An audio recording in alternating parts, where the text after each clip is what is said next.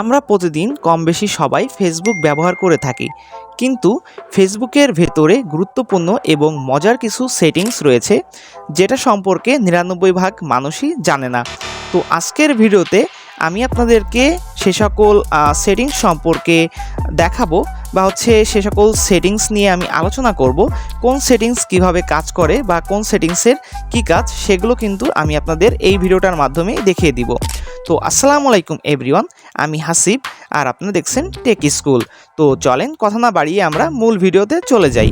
তো এখন আমরা যেটা করব, ফেসবুক অ্যাপসের ভিতরে প্রবেশ করব। তো চলেন আমরা ফেসবুক অ্যাপসে প্রবেশ করি এবং আমাদের সেটিংসগুলো আমরা দেখে নিই।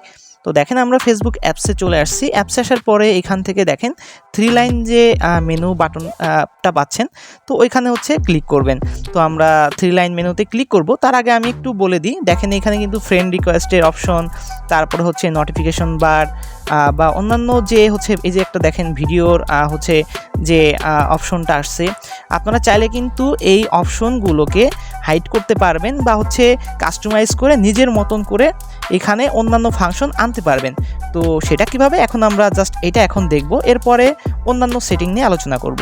তো এটা করার জন্য আপনারা দুইভাবে করতে পারেন। একটা দেখেন এইখানে যদি আমরা চেপে ধরে রাখি, চেপে ধরে রাখলে আপনারা কিন্তু এইরকম একটা অপশন দেখতে পারবেন। তো এইখান থেকে কাস্টমাইজ ইওর ট্যাব বার, তো এখানে যদি আমরা ক্লিক করি তাহলে কিন্তু আমরা এই নেভিগেশন যে বারগুলো আমরা দেখেছি, যেমন ফ্রেন্ড রিকোয়েস্টের জন্য, তারপরে প্রফেশনাল ড্যাশবোর্ড, ভিডিও, তারপরে প্রোফাইল, গ্রুপ, এইগুলো সব কিছুই কিন্তু আমরা এখান থেকে হাইড করতে পারবো অথবা আনহাইড করতে পারবো, ঠিক আছে, মানে শো করাতে পারবো। তো দেখেন আমরা যদি এখান থেকে ভিডিওস অপশনে ক্লিক করি, ভিডিওস অপশনে ক্লিক করার পরে এখান থেকে আমরা জাস্ট হাইড করে দিই।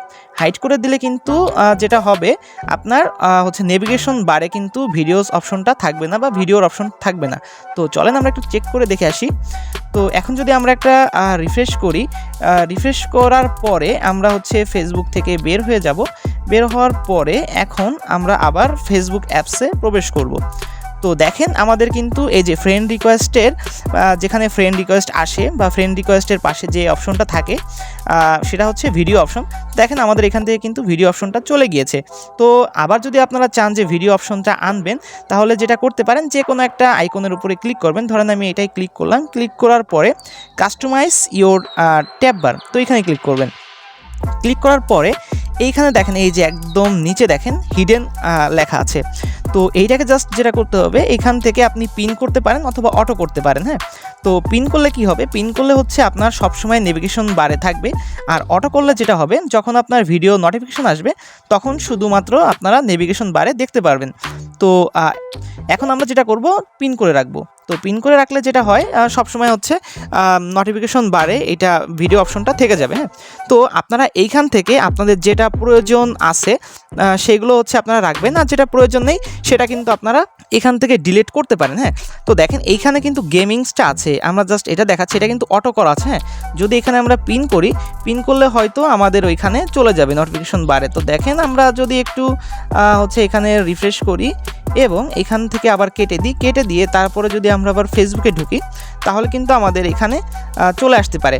তো অবশ্যই এখানে আসেনি, না আসার কারণটা আমাদের ভিডিওর কোনো নোটিফিকেশন আসেনি বা এরকম কোনো কিছু হয়নি। হ্যাঁ, তো সেজন্য এটা আমাদের কিন্তু আসেনি।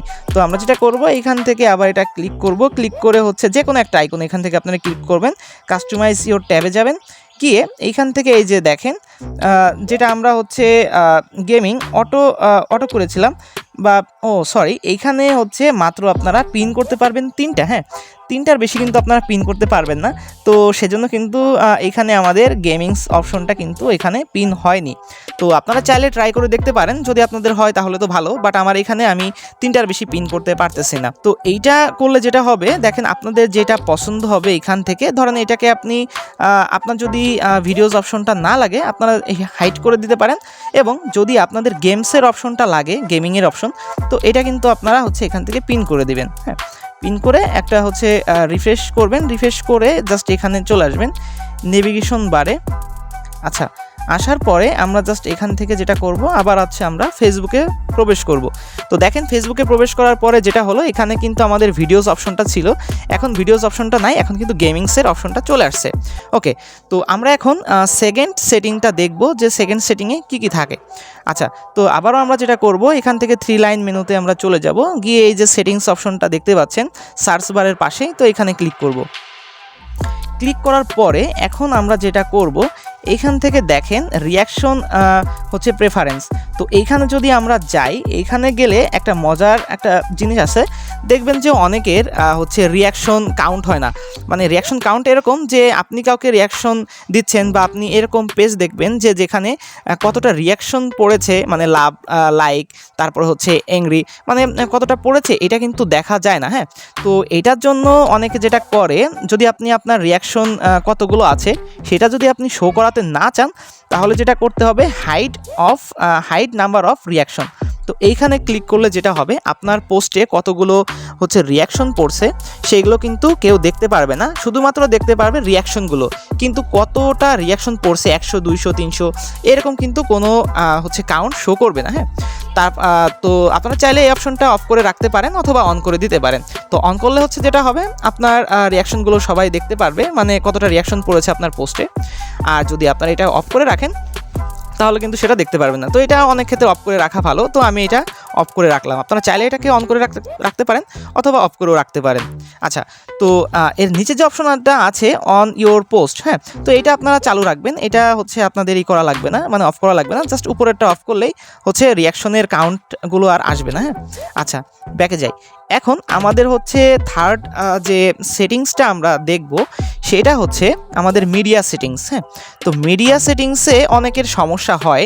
আচ্ছা দেখেন, মিডিয়া সেটিংসে ক্লিক করার পরে এইখান থেকে অটো প্লে, হ্যাঁ, অনেক সময় আছে না যে আপনি মানে ফেসবুক স্ক্রলিং করছেন, তার ভিতরে একটা ভিডিও ওপেন হয়ে গেল, মানে চালু হয়ে গেল। তো আপনারা যদি চান যে আপনাদের ভিডিওটা আপনি না চালু করা পর্যন্ত কোনোভাবেই অটো প্লে হবে না, তো আমি এটা ইউজ করি সবসময়। তো ডিফল্টভাবে আপনাদের on mobile data and wifi এটা দেওয়া থাকবে।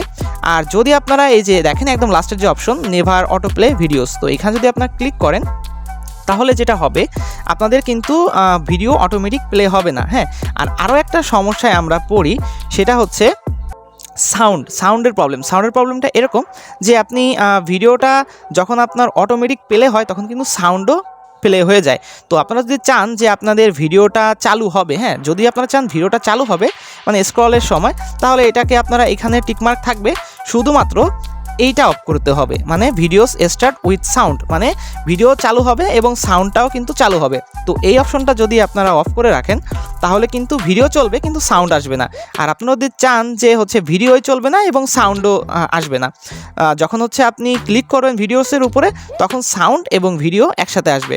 তো সেক্ষেত্রে আপনারা হচ্ছে এই দুটাকেই অন করে রাখবেন। হ্যাঁ, আর আপনারা যদি না চান তাহলে এটাকে অফ করবেন এবং হচ্ছে এইটাতে নেভার অটো প্লে ভিডিওস। তো নেভার অটো প্লে ভিডিওস দিলে যেটা হবে যে আপনি স্ক্রল করবেন কিন্তু ভিডিও যদি আপনার সামনেও আসে তাও কিন্তু ভিডিওটা চালু হবে না। তো এই ছিল আমাদের আজকের ভিডিওটা। যদি ভিডিওটি ভালো লেগে থাকে তাহলে লাইক, কমেন্ট, শেয়ার এবং চ্যানেলটিকে সাবস্ক্রাইব করে আমাদের সঙ্গে থাকবেন। আর কে কে এই সেটিংসগুলো হচ্ছে আগে থেকে জানতেন বা কে কে এই সেটিংসগুলো নতুনভাবে শিখলেন, তো অবশ্যই কমেন্টস করে আমাকে জানাবেন। তো আজকে এই পর্যন্তই, দেখা হবে নতুন কোনো ভিডিওতে। আল্লাহ হাফেজ।